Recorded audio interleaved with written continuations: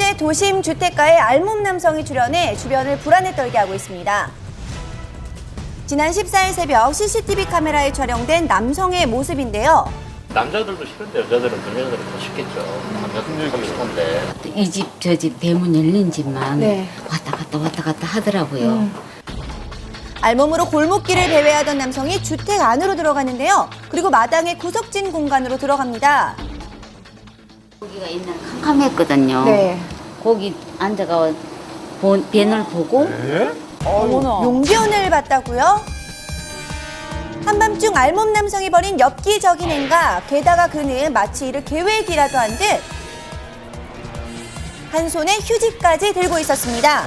어이가 없네요. 넘어와가지고 황당하네요. 우리 화장실에 휴지 버리고 그리고 나갔어.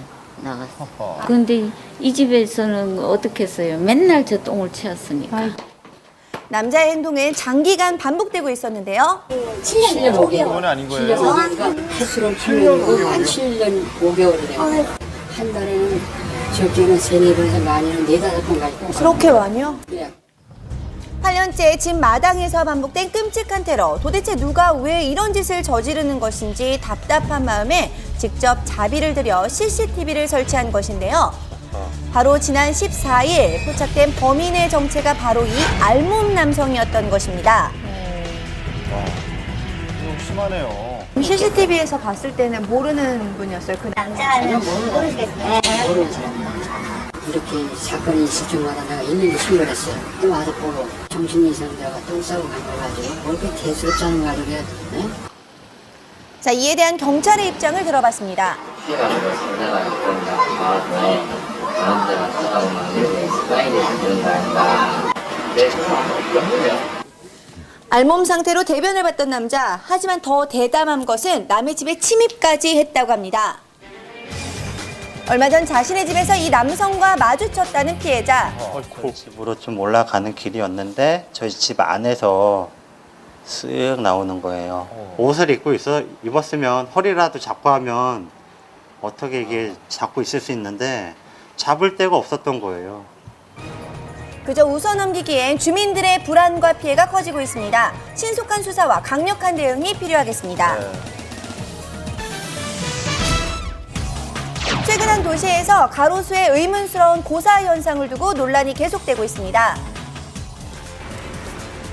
이곳엔 요즘 말라 죽은 가로수들에 대한 흉흉한 소문이 무성하다고 합니다. 많이 안 보이잖아요. 저기 이제 상가 자리 있으니까. 많이 많았어요. 소금물로 이렇게 죽였다는 말도 있고 소금물을 적고 죽는다 이러대요.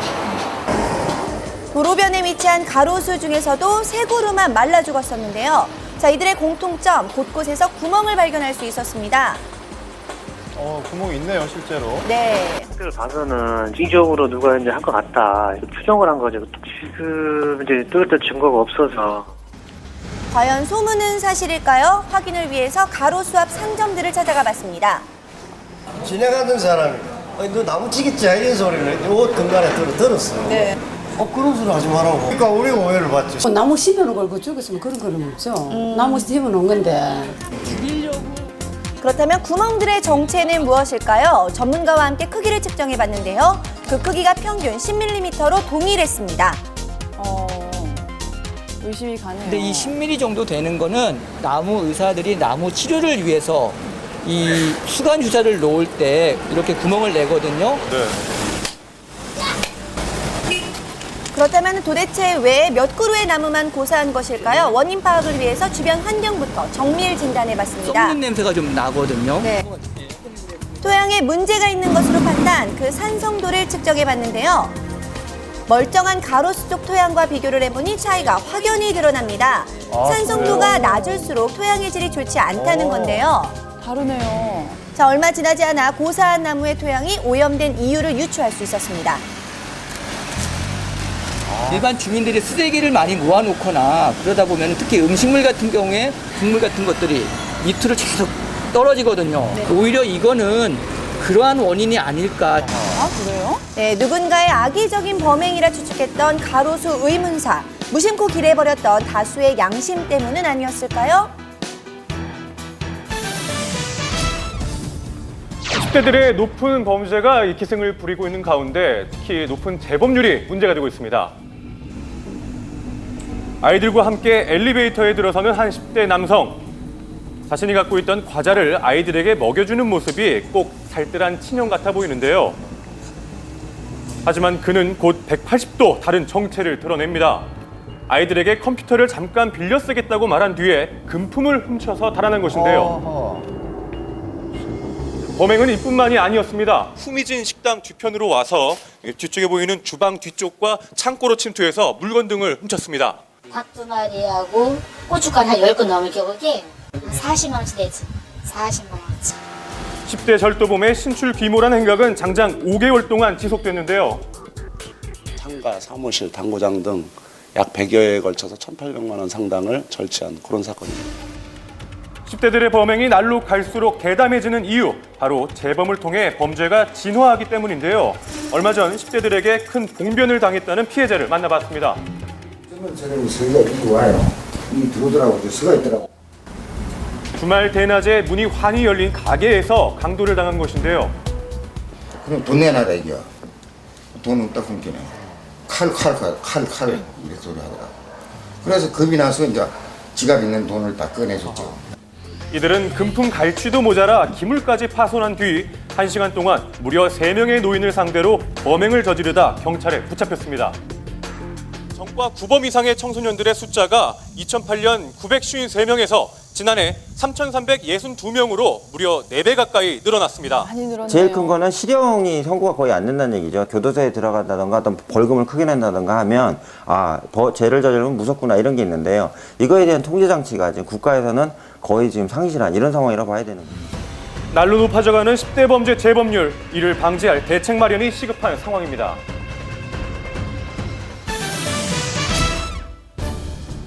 제주도에서 실종된 40대 여성을 취재 도중 직접 만났습니다. 미기가자가 있는데 봤느냐, 또 탐문도 하고 수색도 하고. 사건을 공개 수배로 전환시킨 경찰은 많은 인력을 동원해 실종 여성을 찾기 위한 탐문 수사를 벌이고 있었는데요. 당시 가족들은 그녀가 무사히 돌아오기만을 애타게 기다리고 있었습니다. 집에 안 들어서 안 들어왔으니까 범죄다. 가출할 이유가 없잖아요. 사고로 본 거죠. 사고 납치 이런 쪽으로.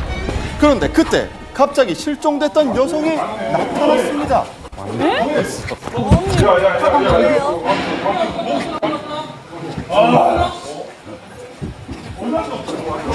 실종됐던 여성. 네, 범죄에 연루되지는 않았을까 모두 걱정하고 있었는데요. 아무 일 없이 여성은 나흘 만에 가족의 품으로 돌아온 것입니다. 그 실종됐던 여성이 갑자기 나타났습니다. 네, 저도 놀랐는데요. 그래서 지금 다행이에요. 상황 어떻게 되겠냐? 모든 걸 종식시키겠습니다. 많은 이들이 걱정했지만 여성은 건강한 모습이었습니다. 지금 어디 뭐 납치됐거나 이런 상황 아니신 거죠? 그런 상황은 아니신 거죠? 그러면 그냥 단순 가출이셨던 거예요? 다행히 이번 실종 사건은 단순 가출로 마무리되었는데요. 휴대폰도 모두 끈 채 그녀는 왜 집을 나간 것일까요? 좀 쉬고 싶어서 이게 잠시 나갔다 왔다. 가정 문제로 힘들어 휴식이 필요했다는 그녀. 사라졌던 나흘 동안 그녀는 어디에서 지냈던 것일까요? 병원 그런 대기실에서 보냈다는 말을 합니다. 무사히 저희들 돌아온 것만으로도 사실 감사를 하고요. 보람 있는 수사였다고 또 생각을 합니다. 전 국민의 가슴을 철렁하게 했던 이번 사건 결국 해프닝으로 끝이 났습니다. 주로 긴급 환자를 수송하는 구급 차량. 그런데 이를 대상으로 한 황당한 사건이 발생했습니다. 소방서로 돌아가던 구급차가 갑자기 급정거를 합니다. 무슨 일이 있었던 걸까요? 불과 몇 초 사이였는데 막 머리가 쭈뼛쭈뼛 서고 다리가 떨려가지고. 구급대원만 한 15년 이상을 했습니다. 이런 일은 처음 있는 일입니다. 무슨 일이길래? 응급 환자를 이송 후 돌아오던 길이었다고 합니다. 진행을 하던 도중에 어떤 동작 없이 갑작스럽게 저희 차 앞을 가로막으면서 저수석까지 들어왔습니다.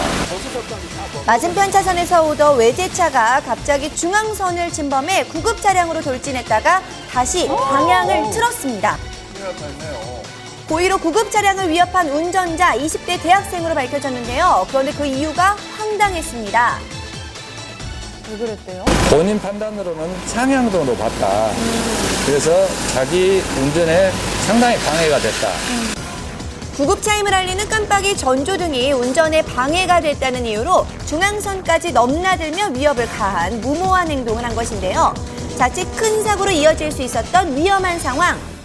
구급 차량의 진로를 방해했을 경우 어떤 처벌을 받게 될까요? 구급차가 진행하는 걸 알면서도 그 진행을 방해하는 어떤 행동을 했다면은 벌금 20만 원 이하의 형에 처해질 수 있습니다. 이 사건과 같이 자동차를 이용해서 위험을 느끼게 한 경우에는 징역 1년 이상의 유기징역형에 처해질 수 있습니다.